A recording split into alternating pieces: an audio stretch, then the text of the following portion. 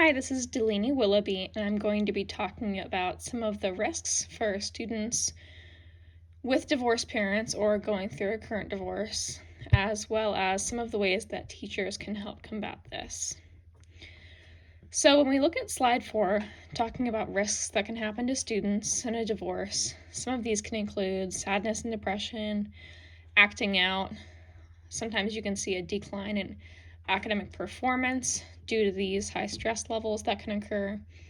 And as far as it can go to teenage suicide, drug use, or criminal involvement. And that's in the very high end, but what we're looking to do as teachers is get involved so that we can prevent some of these higher risks that we see in students. Now, despite some of these risks, accomplishing these interventions is what is going to help these students overcome what they're going through. So when we look at ways teachers can help, it's important to really recognize evidence-based strategies. We want to look to these for guidance on communicating these sensitive issues and societal issues with students and with families as well, because it's really important to find that balance between being involved in a way that is effective and positive, but not getting over-involved in issues that might be felt as out of place by family members, parents, students, boards, etc. So one of the ways that teachers can help is providing consistency and structure in the school day for students.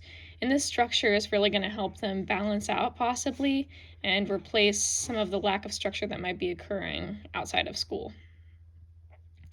We also want to affirm and reinforce their strengths and provide them with lots of positive feedback. This might be a time in their life when they're not receiving as much positive feedback as they might have been in a typical household or a married household, and this is a time to really encourage those students, and this folds into watching for those behavioral signals, which can be a trigger for underlying problems. Oftentimes we look at problem behaviors as a problem rather than looking at it as a telltale of what might be going on with a student or where they're struggling. So it's important to look at what we see as behavioral problems and see them differently, see them as a sign. We also want to encourage preventative programs that can be beneficial to students, such as divorce support groups, if they're needed.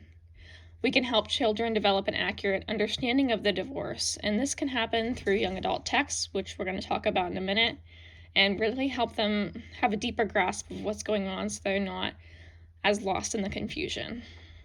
We can also help children appropriately express their feelings rather than feeling like they can't express them or they need to shut them down. This plays into self-regulation as well and helping them talk about those feelings and express them.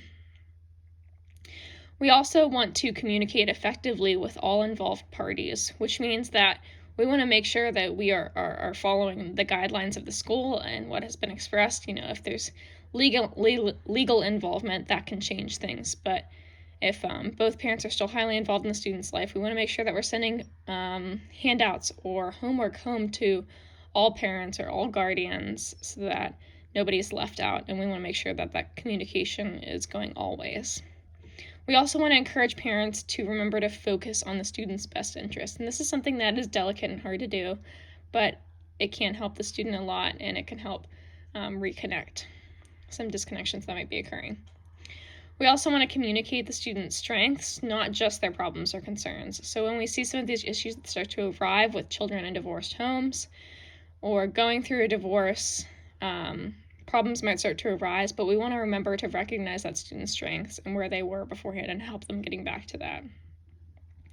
And just one way that we can also help is doing like a mental health daily check-in for these students, and not just these students, but all students, to know where they're at, know if they're having a bad day, and understand what's going on. And it can really help build that rapport and help students feel more safe in the classroom.